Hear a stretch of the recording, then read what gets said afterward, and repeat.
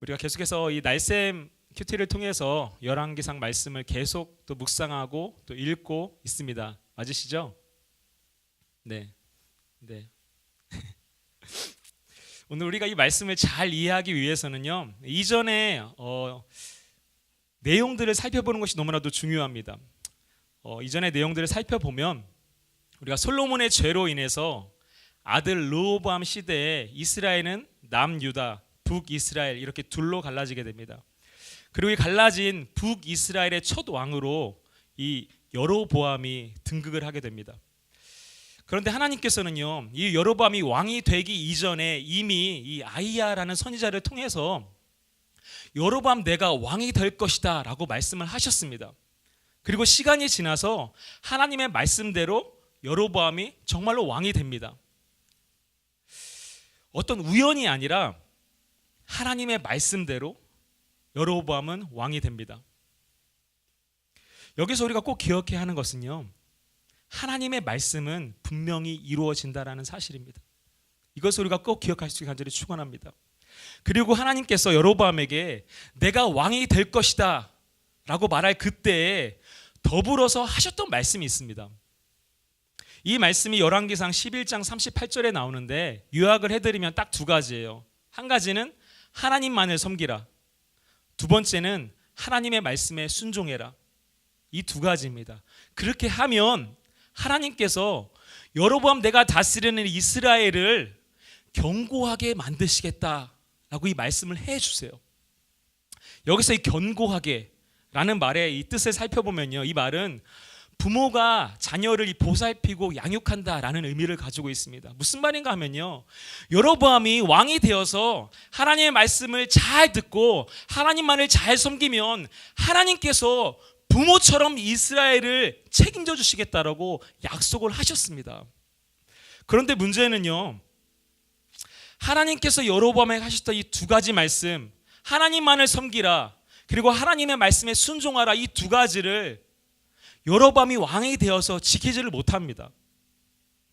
하나님께서 분명히 약속하신 말씀을 신실하게 이루어셔서 여로보암은 왕이 됩니다. 그리고 왕이 된 여로보암이 하나님의 말씀대로 하나님을 잘 섬기고 하나님의 말씀에 잘 순종하면 하나님께서 그 나라를 자식처럼 책임져 주시고 견고하게 만들어 주시겠다고 약속을 하셨는데 왕이 된 이후에 그 말씀을 잊어버리고 말아요.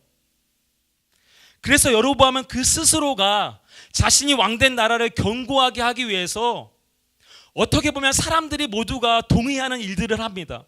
그렇지만 하나님과는 상관없는 일들을 계속하게 돼요. 그 일이 뭐냐면 첫 번째는 이 군사적 목적으로 성읍을 건축하는 일이었어요. 외부로부터의 적의 침입을 막기 위해서 성읍을 건축하게 됩니다. 그리고 두 번째 한 일은 자신의 백성, 이 북이스라엘 백성이 유다 지역에 있는 예루살렘 솔로몬 성전에 가서 예배하는 것을 막기 위해서 북이스라엘 지역의 북쪽으로는 단, 남쪽으로는 베델 지역에 금송아지를 만들어서 이것이 너희가 섬기는 하나님이다, 이 금송아지가 너희가 믿는 하나님이다라고 말씀하면서 그 금송아지를 섬기게 합니다. 그래서 결국 이것이 무엇이 됩니까? 하나님이 가장 싫어하는 우상 숭배가 되어버립니다. 우리 삶의 말씀을 잃어버리면요, 우리의 삶의 말씀이 희미해지면 우리라는 연약한 인간들은 우상을 따라가게 돼 있어요. 하나님의 말씀이 상가운데 지어지게 되면 그 지어진 자리에 내 마음대로 내가 원하는 대로 우상을 적어 놓는 것이 바로 우리 사람의 연약함입니다. 열왕기상 12장 30절을 보면요, 여로보암의 이 행위에 대해서 성경이 분명히 이렇게 말씀합니다.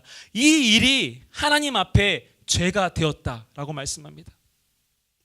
하나님만 잘 섬기면 됐는데, 말씀에 잘 순종하면 됐는데 자신의 소견에 좋을 대로 일들을 행하다 보니까 그 모습이 하나님 보시기에 악했다라는 거예요. 죄였다라는 거예요. 그래서 여로보암의 아들 이 나답이 왕이 된 지 2년 만에 죽임을 당하면서 이 여로보암 왕조는 2대째에 끊겨버리게 됩니다.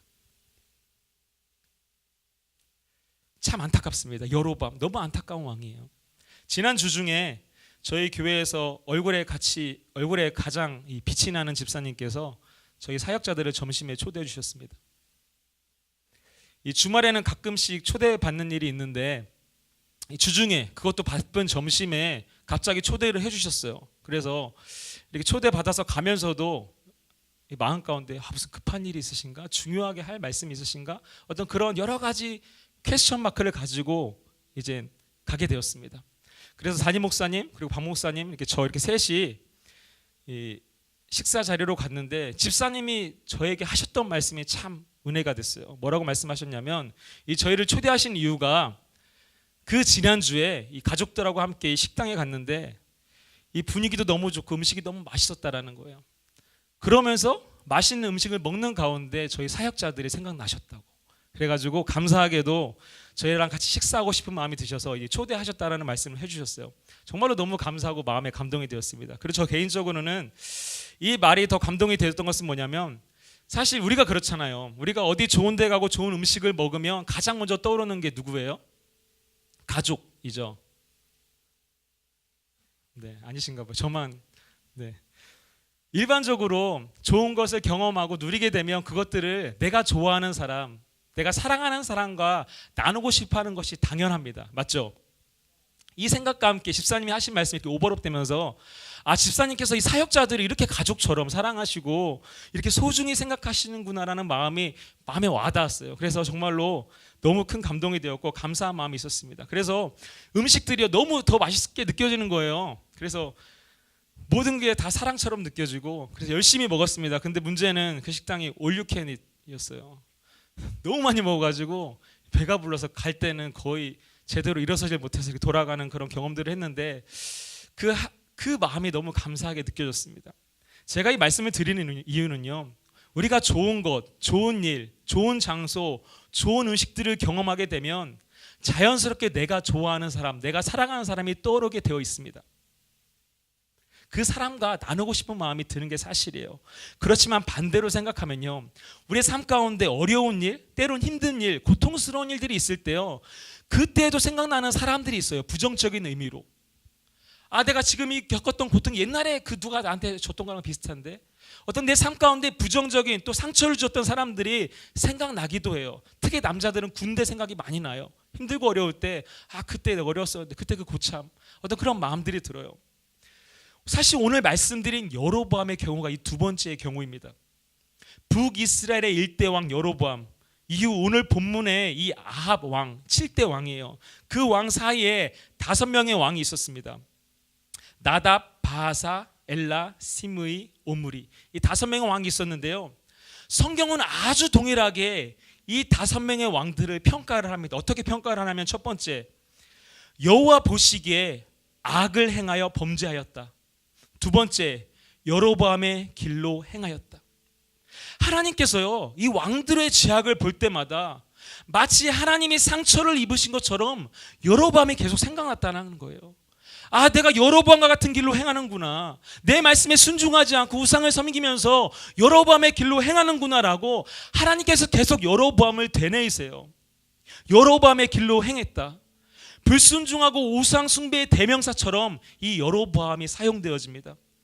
이 시간 소원하는 것이 있다면요, 하나님께서 우리를 보실 때 이 여로보암이 떠오르지 않는 인생들 우리가 살아가길 간절히 축원합니다.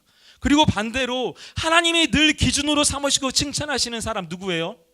다윗. 이 다윗과 같은 삶이 우리 소중한 교회 모든 성도님들의 삶 가운데 가득하게 간절히 축원합니다. 할렐루야. 이제 오늘 본문으로 돌아오면요, 오늘 본문의 배경은 북이스라엘 7번째 왕 아합이 이 북이스라엘을 다스리고 있을 때였습니다. 그리고 이미 앞에서 아합 이전의 왕들이 하나님으로부터 어떤 부정적인 평가를 받았는지 보았습니다. 그런데요, 이 아합 왕은요, 이전의 왕들과는 비교가 안 될 정도로 하나님 보시기에 더 심히 악한 그런 악을 행했던 사람이라고 성경은 말씀하고 있습니다. 우리가 오늘 본문 16장 29절에서 33절까지 한 번 더 우리가 천천히 읽었으면 좋겠습니다. 처음부터 같이 읽을게요. 시작. 유다의 아사 왕 제38년에 오므리의 아들 아합이 이스라엘의 왕이 되니라. 오므리의 아들 아합이 사마리아에서 22년 동안 이스라엘을 다스리니라. 오므리의 아들 아합이 그 이전의 모든 사람보다 여호와 보시기에 악을 더욱 행하여 느밧의 아들 여로보암의 죄를 따라 행하는 것을 오히려 가볍게 여기며 시돈 사람의 왕 엣바알의 딸 이세벨을 아내로 삼고 가서 바알을 섬겨 예배하고 사마리아에 건축한 바알의 신전 안에 바알을 위하여 제단을 쌓으며 또 아세라상을 만들었으니 그는 그 이전에 이스라엘의 모든 왕보다 심히 이스라엘 하나님 여호와를 노하시게 하였더라. 이 말씀이 정확하게 보여주는 것은요, 아합 왕이 이전의 모든 왕보다 더 많은 악을 행했다라는 거예요. 이 이세벨을 아내로 맞아들여서요, 이 바알을 숭배하는 것을 이스라엘의 공식 종교로 채택을 하게 됩니다. 그리고 당시 수도였던 사마리아에 이 바알의 제단을 쌓을 뿐만 아니라 아세라상을 만들어서 그것들을 섬기게 합니다. 백성들로. 더 적극적인 불순종, 더 적극적인 우상 숭배로 인해서 이 본문 33절에는 하나님께서 이렇게 말씀하세요. 아합은 이전의 모든 왕보다 이스라엘 하나님 여호와를 더욱 노하시게 하였느니라 라고 성경은 말씀합니다. 이 노하시게, 여호와를 더욱 노하시게 하였다. 이 노하시게라는 말이요, 히브리어는 카스라는 말입니다. 이 말에는요 두 가지 의미가 있어요. 하나는 화가 나다, 또 한 가지는 슬퍼하다. 하나님께서는요 이스라엘 백성의 우상 섬기는 모습을 보시고 그 마음에 분노가 있었어요. 그렇지만 그 마음 한켠에는 슬픔이 있었어요. 하나님께서 불순종하고 우상 숭배하는 이스라엘을 보셨을 때 분노만 있었다면 그 자리에서 다 멸하셨을 거예요. 그 자리에서 다 심판하셨을 거예요. 그런데 그 마음 한편에 슬픔이 있었다라는 거예요. 왜 슬픔이 있었어요? 사랑하기 때문에, 하나님이 택하신 백성이기 때문에 그들이 죄악 가운데 나아갈 때 하나님의 마음 가운데 분노하는 마음이 있지만 한편에는 슬픈 마음이 있었다라는 거예요. 그래서 그들을 향해서 여전히 슬픈 마음을 가지고 그들을 애타게 기다리시는 그 하나님의 마음을 이 말씀에서 볼 수 있게 간절히 축원합니다. 하나님의 백성이 죄악 가운데 나아갈 때 그 마음에 분노하고 슬퍼하는 감정, 혹시 내가 오늘을 살아가면서 하나님 앞에 죄악 가운데 나아가는 나의 모습을 보시는 하나님의 마음이 그럴 수 있다라는 거예요. 하나님의 마음에 분명 불편함이 있을 거예요. 그렇지만 슬픈 마음, 사랑하기에, 내가 사랑하는 자녀에게 슬픈 마음으로 오늘도 여전히 여러분을 기다리시는 하나님이심을 우리가 확신하시길 간절히 축원합니다. 아무리 악한 시대라도 하나님 마음 가운데 긍휼을 잃지 않아요. 아무리 하나님을 배반하는 시대라도 하나님의 마음 가운데 그 사랑하는 마음을 놓지 않으세요. 여전히 그들 향해서 긍휼한 마음으로, 사랑하는 마음으로 기다리시는 그 주님을 깨달을 수 있게 간절히 축원합니다.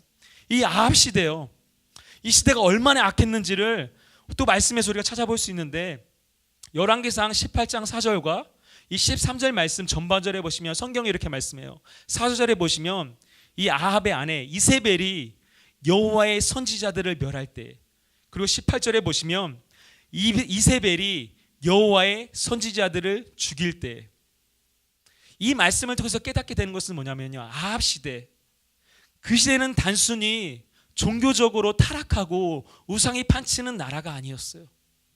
그 시대는 하나님의 말씀을 전하는 자들이 핍박당하고 고통당하고 순교당하는 시대였어요. 다시 말하면 선지자의 죽음, 하나님의 말씀을 전하는 선지자들의 죽음과 더불어서 하나님의 말씀이 죽어있던 시대가 바로 이 아합 시대였다라고 성경은 말씀하고 있습니다. 그렇다면 우리에게 질문이 생깁니다. 왜 이렇게 하나님이 세우신 왕들마다 자꾸 하나님이 싫어하시는 죄를 반복하냔 말이에요. 왜 시간이 갈수록 죄악이 더 관영하고 이 죄악이 더 심해지는 이유는 무엇인가 우리가 한번 고민해 봐야 돼요. 말씀을 보니까요, 이 답이 생각보다 단순해요. 아까 하나님께서 뭐라고 말씀하셨죠? 모든 왕들을 평가할 때 뭐라고 말씀하셨죠? 여로보암의 길로 행했다. 이렇게 왕들이 계속 죄를 반복하는 이유, 오히려 시간이 갈수록 더 죄악 가운데 나아가는 이유는 이 여로보암의 죄 틀에 이 사람들이 갇혀 있기 때문에 그래요. 이 여로보암이 지은 죄의 패턴을 그들 모두가 가지고 있기 때문에 그래요. 여러분, 여로보암이 죄를 지을 수밖에 없었던 두 가지 이유가 있습니다. 첫 번째는요, 그가 하나님을 잊었기 때문에 그래요. 그리고 두 번째는 그가 하나님의 말씀을 잊었기 때문에 그래요. 하나님을 잊고 하나님의 말씀을 잊으니까요, 그 삶 가운데 남는 것은 죄밖에 없었어요. 모든 죄가 여기서부터 시작을 합니다. 하나님을 잊고 말씀을 잊을 때 거기서부터 죄가 시작을 합니다. 그리고 이 패턴들이요, 동일하게 이후의 왕들에게 나타나요. 시대와 상관없이 상황과 상관없이 하나님의 존재, 하나님의 말씀을 그 삶 가운데 잊었을 때 여로보암을 비롯해서 모든 왕들이 같은 죄를 번복하게 된다는 사실입니다. 우리도 마찬가지예요. 우리의 삶 가운데요, 하나님을 잊고 하나님의 말씀을 잊어버리면 남는 건 죄밖에 없어요. 저희 어머니가 제가 중학교 때 이 붕어빵 장사를 하셨습니다. 제가 아마 여기 계신 그 누구보다도 붕어빵을 제일 많이 먹었다라고 저는 확신합니다. 네. 근데 여러분 그거 아세요? 아침 붕어, 점심 붕어, 저녁 붕어. 네. 아침에도 붕어빵, 점심에도 붕어빵, 저녁에도 붕어빵. 마감할 때쯤에 붕어빵이 많이 팔리지 않으면 그게 다 집으로 와서 저희 간식이 됩니다. 아침에 먹고 점심에 먹고 저녁에 먹고. 그런데 이 붕어에도 이 인종이 있습니다. 아세요? 모르세요? 붕어에도 흑인, 백인, 황인이 있어요. 틀에 오래 두면 흑붕어가 되고요. 적당히 두면 황붕어, 빨리 꺼내면 백붕어가 돼요. 이런 측면에서 보면 우리 이 에이시안들, 이 황인들이 하나님 보시기에 참 잘 구워진, 어떻게 보면 합당한 사람들이 아닌가라는 생각을 해보게 됩니다. 근데 제가 이렇게 수많은 붕어들을 접하면서요 깨달은 진리가 있습니다. 오랫동안 붕어들을 먹다 보니까요 여러 가지를 관찰하게 되는데 이 붕어들이 색깔과 무늬는 달라요. 그런데 붕어들이 다 똑같이 생겼어요. 아셨어요? 네? 제가 얻은 진리가 바로 이것이었어요. 틀이 바뀌지 않으면 이 모양은 절대로 변하지 않는다. 색깔은 변할 수 있어도 이 모양이 절대로 바뀌지 않아요. 시간에 따라 흑붕어, 황붕어, 백붕어는 될 수 있어도 붕어는 붕어예요. 나오는 모양이 똑같아요. 틀이 바뀌지 않으면 모양은 절대로 바뀌지 않는다. 여러분 마찬가지예요. 이 세상 어떤 사람도요 예외 없이 여로보암의 죄의 틀, 그 삶에 하나님을 잊어버리고 하나님의 말씀을 잊어버리면 죄악의 길로 갈 수밖에 없습니다. 이 틀 안에 있으면요 우리는 죄를 지을 수밖에 없어요.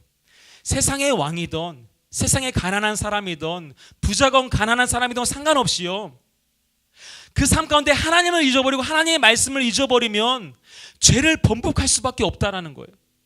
죄악의 길로 갈 수밖에 없다라는 거예요. 하나님 없이 말씀 없이 어떻게 우리가 하나님을 기쁘시게 하는 삶을 살아갈 수 있겠습니까?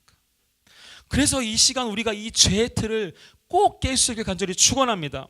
그래서 이 시간 잠깐 말씀을 통해서 우리가 죄의 틀을 어떻게 깰 수 있나 이 두 가지 방법을 이게 짧게 나누길 원합니다. 첫 번째요, 우리가 죄의 틀을 깨는 첫 번째 방법은 보고 계신 하나님을 기억하라입니다. 따라해 보겠습니다. 보고 계신 하나님을 기억하라. 다 같이 30절 말씀 우리가 한 번 더 보도록 하겠습니다. 30절 말씀 보시면 시작. 오므리의 아들 아합이 그 예전의 모든 사람보다 여호와 보시기에 악을 더욱 행하여. 이 말씀에서 우리가 꼭 주목해서 봐야 할 것이 뭐냐면요, 여호와 보시기에. 무슨 말인가 하면 하나님은 다 보고 계셨다라는 거예요. 왕들이 하나님의 말씀을 잊고 왕들이 하나님 그 존재 자체를 잊고 사는 그 순간에도 하나님은 다 보고 계셨다라는 거예요. 이게 너무 단순한 것 같지만요, 주님이 오늘도 나를 보고 계시다라는 것을 망각하게 되면 우리는 죄악을 범할 수밖에 없습니다. 반대로 오늘도 하나님이 나를 보고 계시다라는 것을 잊지 않고 살아가면요, 그 하나님 앞에서 내 자신을 정결하게 할 수밖에 없어요. 오늘도 살아 역사하시는 그 하나님께서 나의 마음과 생각을 감찰하실 뿐만 아니라 지금 나를 보고 계시다라는 그것을 날마다 인식하며 살아갈 수 있게 간절히 축원합니다. 이것이 첫 번째 방법이에요. 죄의 틀을 깨는 첫 번째 방법. 어렵지 않아요. 하나님이 나를 보고 계시구나. 혼자 있는 순간에도, 모든 사람들이 모르는 그 순간에도 하나님은 보고 계시구나. 단순한 진리지만 이것을 기억하며 살아갈 때 내가 하나님 앞에서 죄의 덫에 빠지지 않을 수 있는 그런 능력을 얻을 수 있다는 사실을 기억할 수 있게 간절히 축원합니다. 여러분 페이스북에서 이런 영상을 보신 적이 있을 거예요. 이 소매치기가 이 에이팅기 앞에 있던 사람의 이 지갑을 몰래 빼냅니다. 그리고 가려고 하다가 뭐를 봐요? CCTV가 자기를 찍고 있다는 걸 봐요. 그리고 지갑을 이렇게 들어 보이고 용서를 구하고 이 지갑을 땅바닥에 떨어뜨려요. 근데 앞에 있는 사람을 톡톡톡 두드리고 지가 풀렸다고 이야기해주고 그 영상은 끝이 납니다. 여러분, 하나님의 CCTV 오늘도 작동하고 계세요. 우리가 그 하나님을 인식하는 눈이 있게 간절히 축원합니다. 하나님이 보이지 않는 어떤 그런 존재로 인식되는 것이 아니라 그분께서 나의 모든 삶의 순간순간, 나의 모든 동작 하나하나 유심히 관찰하시고 보고 계시고 지금도 내 모든 상관에서 나를 보고 계신 하나님이라는 사실을 우리가 기억하는 것이 너무나도 중요합니다. 그래서 우리가 때로는 실수를 해도 혹시 죄에 덫에 걸려도 그 하나님을 인식하기 때문에 그 하나님 앞에 나와서 회개할 수 있는 거예요. 우리가 그 하나님을 인식하기 때문에 다시 주 앞에 나와서 용서를 구하고 용서를 구하는 그 자리에서 사실 회복을 경험하는 은혜가 내가 하나님을 인식하는 삶을 살아갈 때 하나님은 나를 보고 계시는구나, 그것을 날마다 내 삶 가운데 확신하며 살아갈 때, 경험하며 살아갈 때 그렇게 주 앞에서 우리가 정결하게 살 수 있다는 사실을 기억하시기 간절히 축원합니다. 할렐루야. 따라해 보겠습니다. 하나님은 나를 보고 계시다. 옆 사람과 인사합니다. 하나님은 당신을 보고 계십니다. 진짜요. 진짜로 보고 계세요. 할렐루야. 16세기 종교 개혁자 칼빈이 그 삶의 좌우명처럼 삼았던 말이 있습니다. 다 아시겠지만 코람데오.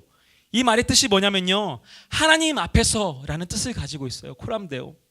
하나님 앞에서 살겠다라는 간절한 고백이 이 솔로몬이 가졌던 그 코람데오라는 말에 들어 있습니다. 칼빈은요, 사람 앞이 아닌, 세상 앞이 아닌 어떤 상황과 순간에도 그가 하나님 앞에서 하나님의 선하시고 기뻐하시는 뜻이 무엇인지 분별하게 원하는 삶을 살기를 간절히 원했어요.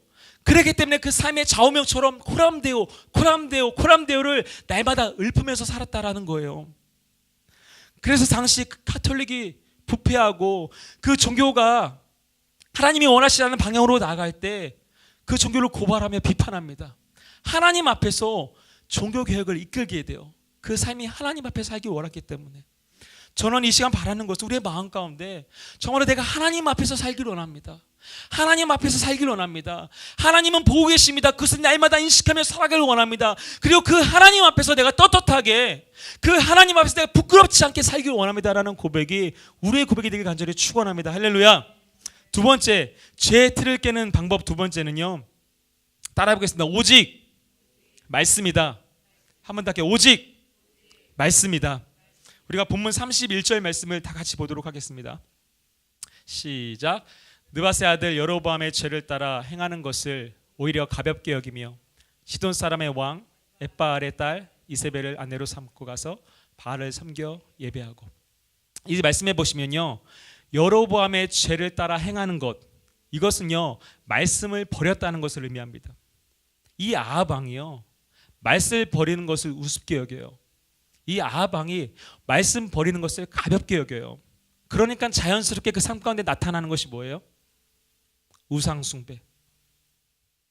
우리가 말씀이 없이는 절대로 하나님을 섬기고 하나님을 기쁘시게 할 수 없습니다. 말씀이 없는 곳에는 죄가 번성하게 돼 있어요. 우리가 말씀을 붙잡고 살아갈 때 사실 내가 그 말씀을 붙잡는 것 같지만 말씀이 나를 붙잡아줘요. 왜냐하면 말씀 자체에 능력이 있기 때문에 그래요. 말씀 자체에 힘이 있기 때문에 내가 말씀을 되뇌이고 묵상하고 그 말씀을 따라가는 삶을 살 때 내가 말씀을 붙잡는 것 같지만 말씀이 나를 붙잡아서 나로 하여금 승리케 만들어요. 여러분 믿으세요? 그런 은혜들을 경험하게 간절히 축원합니다. 우리가 말씀을 계속 읽고 묵상해야 돼요. 말씀을 계속 듣고 그 말씀을 되뇌어야 돼요. 그러면 그 말씀이 내 삶을 붙잡아줘서 나로 하여금 승리하게 만든다는 사실입니다. 여러분, 오늘 우리가 이 땅을 살아가면서 죄악의 틀을 벗어나기 위해서 우리는 꼭 여호와의 길, 여호와의 말씀의 길을 가야 합니다. 하나님께서 말씀하신 곳에서 이 말씀하신 일들을 감당하며 살아가는 그런 우리가 되길 간절히 축원합니다. 그러기 위해서 먼저 하나님의 말씀을 들어야 돼요. 하나님의 말씀 듣지 않고 하나님의 뜻이 무엇인지 어떻게 알아요? 하나님이 원하는 장소가 어딘지 어떻게 알아요? 하나님 앞에 나가서 말씀을 듣고 묵상하고 하나님 말씀하신 그곳에서 하나님이 하라고 하신 그 일들을 행하는 것이 바로 하나님이 우리에게 주신 사명이에요. 이 땅에서 뭐 큰 것, 사람들이 인정하는 어떤 것을 이루는 삶이 아니라 하나님의 말씀 듣고 그 말씀에 순종함으로 오늘 하루를 살아내는 것, 그것이 바로 하나님을 기뻐하는 삶이라는, 하나님이 기뻐하는 삶이라는 사실을 우리가 기억하기 간절히 축원합니다. 엊그저께 문득 제 마음 가운데 이런 생각이 들었어요. 어떤 생각이냐면 내가 미래에 대한 꿈을 꾸고 어떤 비전들을 품어요. 그런데요, 지난 4월 들어서 주변에 또 친했던 분 혹은 가까웠던 분들의 어떤 죽음들을 경험하면서 제가 생각되어졌던 게 뭐냐면 꿈 미래 별로 필요 없구나 라는 생각이 들었어요. 그러면서 동시에 제 마음 가운데 와닿았던 건 뭐냐면 꿈 미래가 존재하는 이유는 내가 오늘 하루를 잘 살기 위해서, 오늘 하루를 헛되게 보내지 않기 위해서, 그렇기 때문에 꿈과 미래가 필요하거나 비전이 필요하다라는 생각을 했어요. 오늘 하루 헛되게 살고 내 맘대로 살면 꿈과 비전이 무슨 소용이 있어요. 그렇지만 꿈과 비전을 갖는 것은 내가 오늘 하루 하나님 앞에서 잘 살기 위해서. 말씀도 마찬가지입니다. 우리가 말씀을 붙잡는 것은 왜냐하면 말씀이 없이는 하나님의 기쁘시게 할 수 없기 때문에, 말씀이 없이는 오늘 하루 내가 나아가야 할 방향을 우리는 모르기 때문에 그래요.